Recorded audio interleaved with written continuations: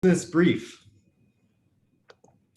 My name is Jack Cullen, and I am the Marketing Communications Manager. As I said, this is Business Brief, the World Series of Security Frameworks featuring Matt Hoeper of Winsor Consulting. This is part 2 of this series. Quad Cities Chamber Business Briefs are short, free-to-attend programs designed to connect you with the latest guidance and resources around advocacy, financial assistance, business intelligence, and promotions to help your organization grow. You can look for business briefs, including part 1 of Matt's series on cybersecurity frameworks, on our website and in our e-news. The content will always be available to you to refer to again. Now let's get started. I would like to introduce Matt Hoeper of Winsor Consulting. Winsor Consulting prides itself on providing first-class IT services and support at an affordable price for small to medium businesses in the Quad Cities, Midwest, and beyond. Matt and his team specialize in compliance and cybersecurity services that can help your organization advance its business goals. Thank you to Winsor Consulting for sponsoring this business brief. Go to windsorconsulting.com for more information. Now, Matt, joining us here, has over 20 years of experience in IT. He holds an undergraduate degree from St. Ambrose University, a master's degree in Management Information Services from the University of Illinois, as well as several other certifications. He has worked with Fortune 500 companies and small businesses, including in the fields of engineering, marketing, supply chain, and healthcare. If you have any question as Matt's presenting here, feel free to drop them in the Q&A box. Now, I'd like to turn over to Matt Hoeper. Thank you, Jack. It's good to be with you. This is part 2, the conclusion of the security frameworks. And I encourage you to watch part 1, but I'll just do a quick recap on this. So the whole idea behind frameworks is kind of that sports analogy of, what would the sport be like if you didn't have lines on the court or rules? How would you know who won? Things like that. So the framework allows us to give us a bit of a benchmark to measure against when we're doing our cybersecurity and trying to improve our cybersecurity posture within our organization. So part 2. So we talked a little bit last week of kind of reasons to follow a framework. It does give you something to measure against, gives you kind of that guide. A lot of people don't know where to start when it comes to improving their cybersecurity posture. Plus, if you have to maintain compliance or you have regulations that you need to adhere to, it is best really to use a framework. And there's several different frameworks. We at Winsor, we use NIST cybersecurity framework. For the purposes of this presentation, part 2, I'm using CIS. CIS is a little easier to understand. Breaks it down into 20 controls that you kind of just follow, and we did controls 1 through 10. So I always tell people, a lot of people want to start with a pen test. I always say end with a pen test. Start with an inventory and control of your hardware assets. So I would encourage you to watch part 1 to get you up to speed on that. So we'll start with control 11. So just like we talked about in control 5 with secure configurations of hardware and software, we need to take into account that a lot of devices out of the box are set up in such a way that they don't necessarily help with security. They are set up really about the user experience. And we notice that really with computers and software. It's all about the user experience. And so those things as far as security settings and user accounts and stuff, they're not set up securely. So just like with hardware and software, we want to make sure that we have secure configurations for our network devices. And I think as an organization, you need to come up with what a standard for a good network infrastructure device would be. Figure out, talk to a consultant and figure out, what ports should I have open? What should I be allowing as far as traffic, ingress, inbound, egress, outbound, and then implement that standard. Because it's really important that if you do have a standard, that you implement that standard. And then I would say actively manage those devices. So a lot of times somebody will put in a firewall They will have a bunch of rules that they have written for that firewall, and then they don't revisit it unless they need to do another rule. Well, it's really important to audit those rules, because what if you were doing some testing on your network and you were maybe you were installing a phone system or something and you wanted to see why it wasn't working. So maybe you poked a hole or something in your firewall just to test, but then you never went back and took out that rule. Well, now that could be a security concern, and it could really set you up for risk. And that's why it's really, really important that when you do make setting changes on network devices from a configuration standpoint, that you use change control. And change control is not wildly popular because a lot of times it adds some complexity to the process. You have to do a checks and balances. You say, I want to do this rule, want to write this rule in the firewall, bounce it off of somebody, you know, and make sure that you get another set of eyes on that. So change control is very, very important. And always make sure that you're routinely or regularly auditing your firewall rules. That's control 11. Control 12, so boundary defense. And I think we all pretty much understand that. You know, you set up a firewall. I have here recently, in the last year or so, seen an organization that didn't have a firewall set up yet. Make sure that you have a firewall. You want that protection set up. But here's what I would say. Don't rely just on the firewall. A lot of people will say, you know, I spent thousands of dollars on this new firewall and I put it in. Now I'm done. I'm safe. I have a firewall. That's not always the case. You really want to take a layered approach when you're thinking about your boundary defense and your layered security. So think of it as your house. You have your front door that is locked. You may have an inside door that's locked. You have your garage door, whatever. You want to make sure that you have that layered approach so that you are maintaining some security there. If somebody was to get through the front door, you know, what are you going to do, you know, to give them another barrier that they need to cross? And that's really where IDS, intrusion detection systems, and IPS come in.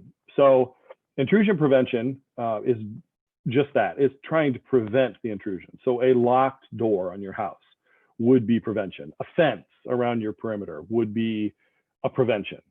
And think of it, you know, that I'm talking physical in my analogy here, but think of it from a digital standpoint. You know, the firewall and your intrusion prevention system that prevents a user from gaining access to your network. So the prevention system would be that door. The detection system would be the dog. So if you have a dog, once the guy gets in, what are you doing to detect when he is in? And you've heard it said, probably as an IT professional, that we have to be right 100% of the time, and an attacker only has to be right once. Well, that is true for when he's getting into your network. But once he's inside your network, if you are taking a layered approach and you have intrusion detection systems in place, then he has to be right all of the time. And you only have to be right once he's inside. The reason for that is if you have the detection systems put in place and you're doing logging and you're monitoring your logs and you're auditing your logs and you have some sort of a event management system, then if he messes up, you're alerted to it right away. And that's why we say that once the guy, the bad actor gets into your network, he has to be right all the time. You only have to be right once. And then as far as boundary defense, to close that, I would say, you know, do whitelisting. Whitelisting is allowing known good sites. Blacklisting is blocking bad, so known bad. And I would probably even add geofencing into that too. If you have an IP address trying to access your network from the Ukraine or North Korea or China or something like that, why would they need to access that? So do some geofencing and only allow or block you know, known bad foreign entities there. So geofencing, whitelisting, and blacklisting. Control 13, data protection. So these next two controls in CIS, 13 and 14, have to do with data, and they're very, very important. 13, the data protection, is about securing or protecting the data, and 14, what we'll get to, is about access.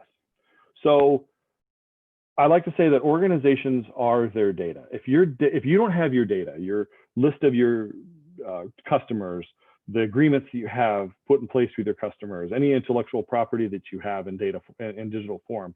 If you lose that, you really lose your ability to conduct business. And so the trade secrets, intellectual property, they need to be protected. But we also, just like in hardware and software controls, we need to know what it is that we're trying to protect. So the first step is we want to prevent what we call data exfiltration. And that is data somehow leaking or getting outside of your network. And how do we do that? DLP, data loss prevention technologies are a good one. Just things that you can put in place in your organization that would prevent data loss. And there's not one there's not one solution for everything. DLP is really a strategy. And I don't want to go too far down this road, but like I said, there's really not a one size fits all when it comes to DLP solutions. So make sure that you're utilizing, again, that layered approach to security, but as it pertains to your data. And when it comes to USB devices, the older I get and the more I see data being exfiltrated on USB devices, I'm not sold on them. I understand their usefulness, but what would prevent a user in your organization who maybe wants to do harm from putting trade secrets or intellectual property that's something you want to keep private? What's to prevent them from putting on a USB device and taking it home with them? So, locking down USB devices or being very strict in the use of them would be a DLP strategy, data loss prevention strategy. So maybe look at locking them down. Don't just allow wide use of USB devices. And then data classification. So you can look at it like in three ways. Public data, things that are for public, website stuff, contact lists for contacting people within your organization. That sort of data would be public. Confidential, which would be something that only employees could see, and then maybe like a sensitive or top secret that only a few people, select people within the organization can see. It makes it easier to prioritize where your data protection efforts need to be focused. So if you can classify your data, it gets it a little easier. It makes it a little easier to protect that data.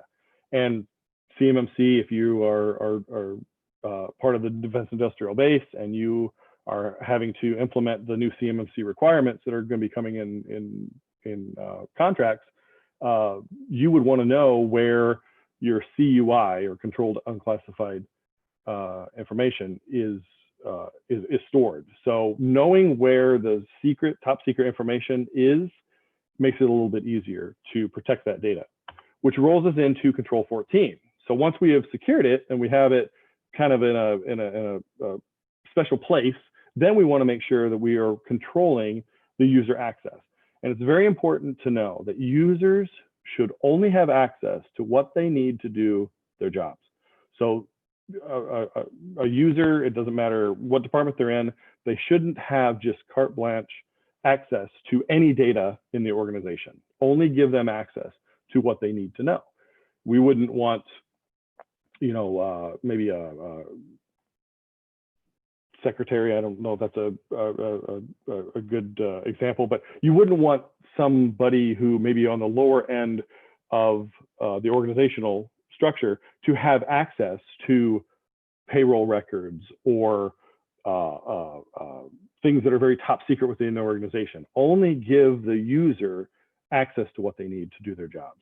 And when it comes to emails, that's another way, just like USBs, where people can email just any sort of information, especially when it comes to like healthcare or maybe financial institutions.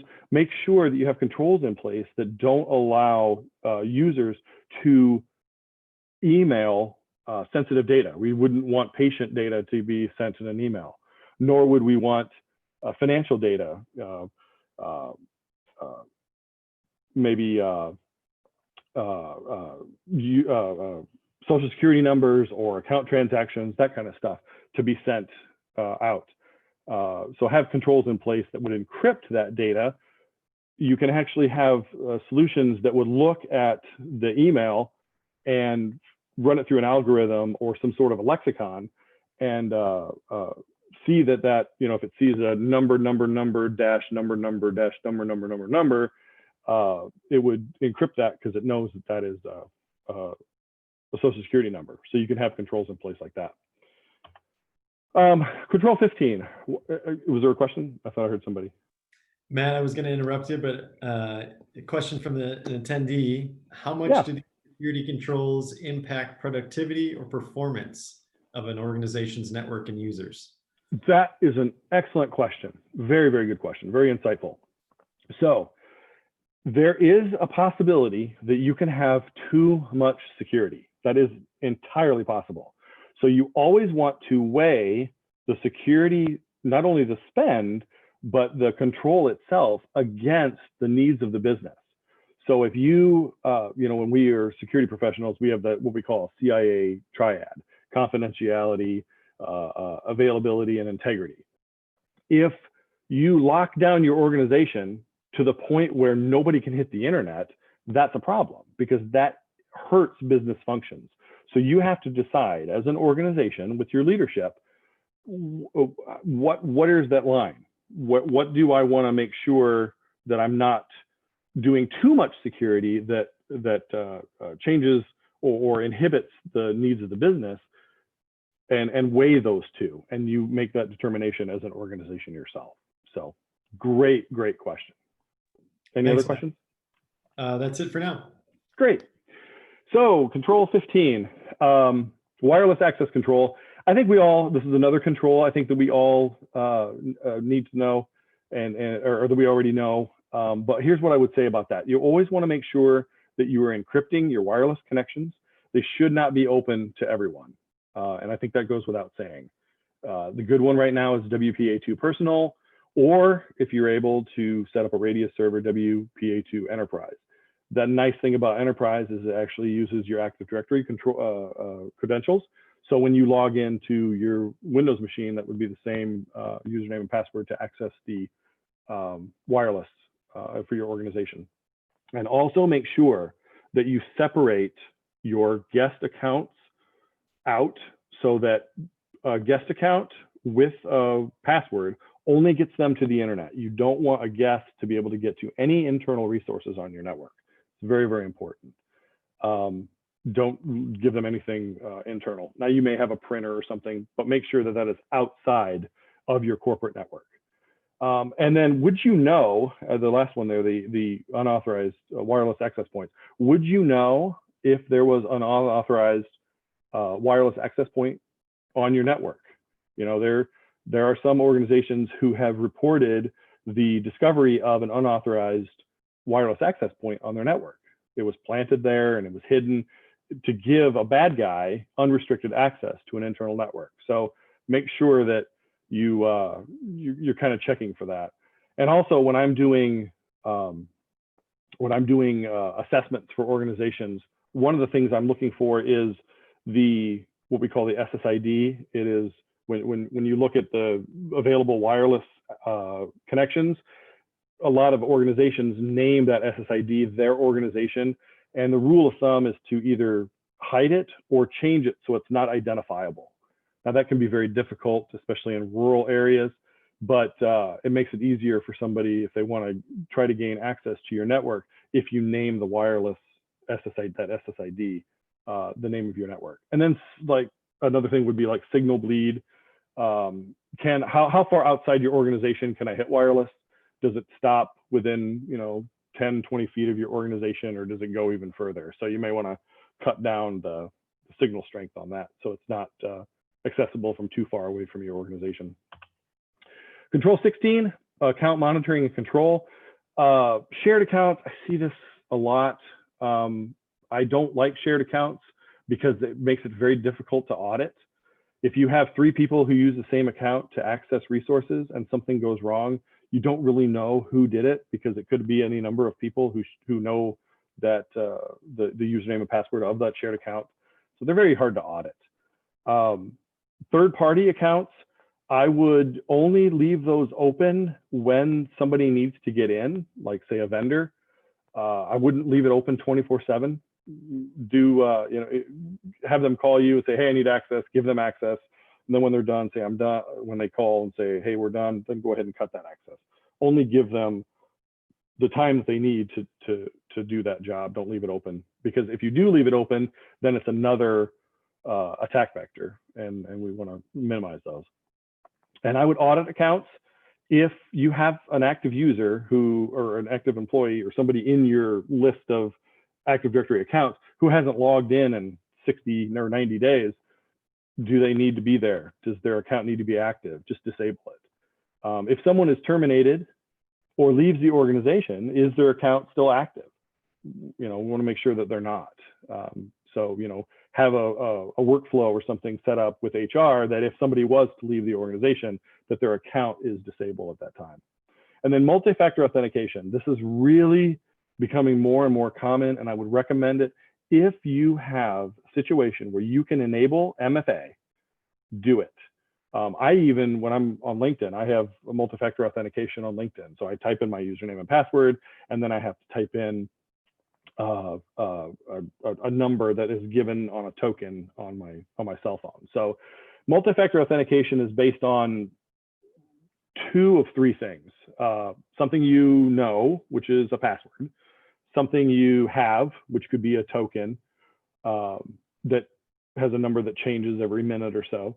And then the third thing would be something that you are, like a fingerprint. And so if you use 2 things, it makes it a lot more difficult for attacker to gain access, because now he, instead of trying to guess your password or knowing your password, now he's got to have another thing that he has in conjunction with that. So it makes it a little more difficult. Control 17, security awareness and training. This is so important. I elevate some of these controls above some others. Statistics show that north of 90% of all breaches somewhere along the line included some sort of social engineering or phishing component early on. So if you're not training your employees what to look for, to hover over a link and see where it's going to take them before they click on it, it's really important to train our users that basic cyber hygiene stuff. And phishing, it works, especially this time of year. Click here to see early Black Friday deals, or click here to get your free pumpkin spice latte from Starbucks. People click on that stuff and it works. So train users not to click on things.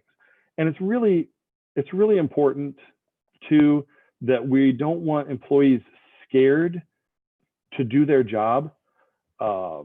I see these awareness training programs, and it's always the guy in the black hoodie, the scary guy that you need to be scared of all the time. And I try to use some humor in some of my presentations, because you can still get the message across without using fear, uncertainty, and dread.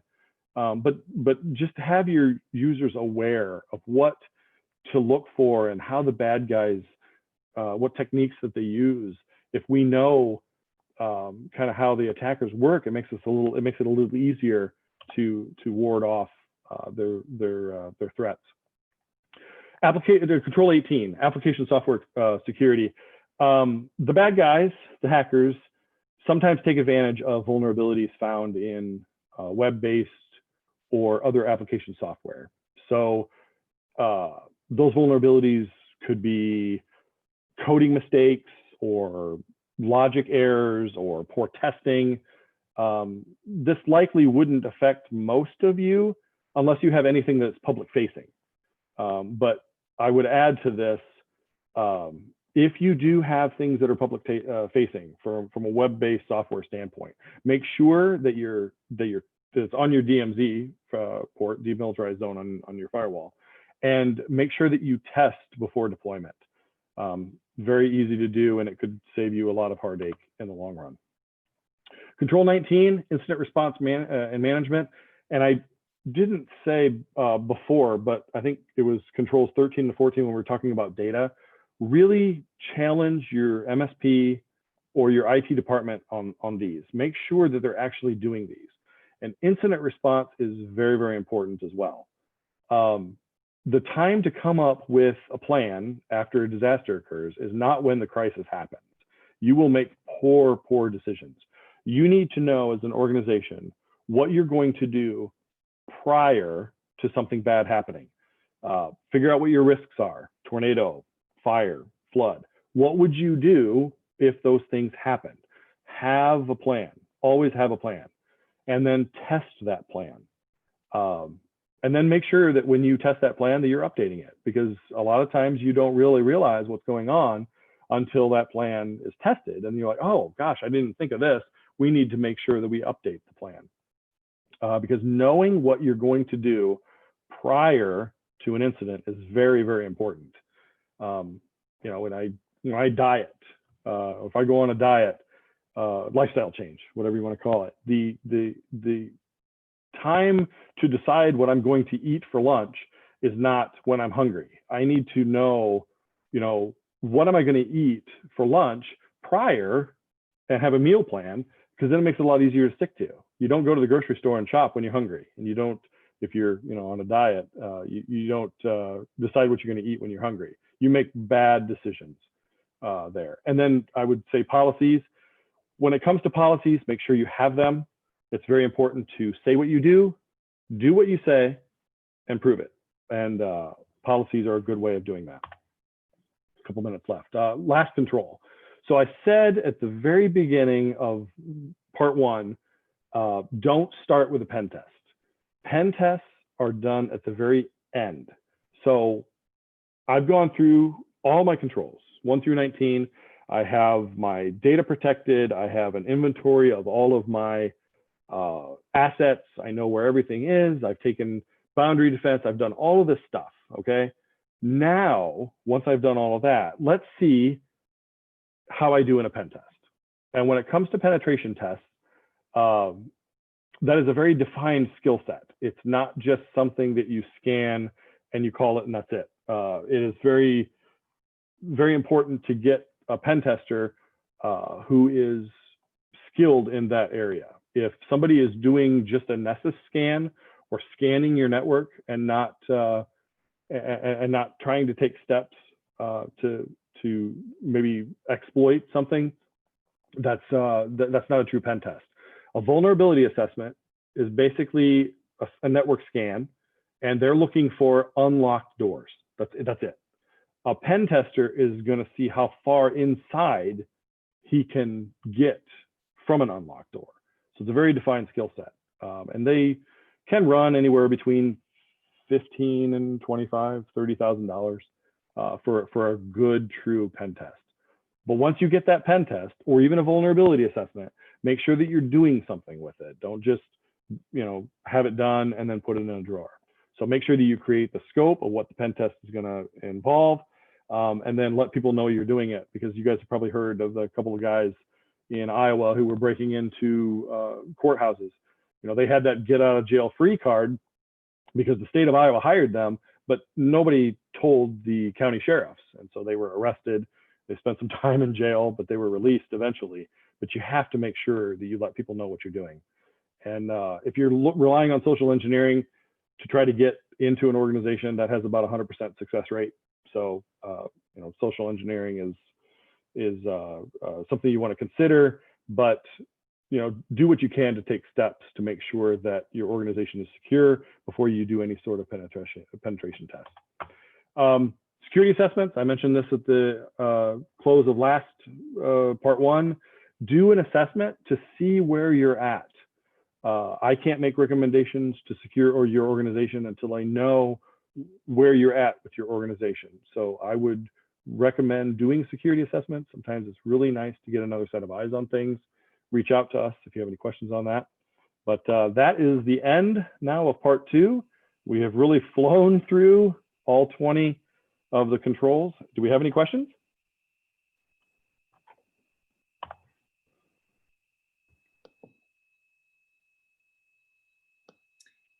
No?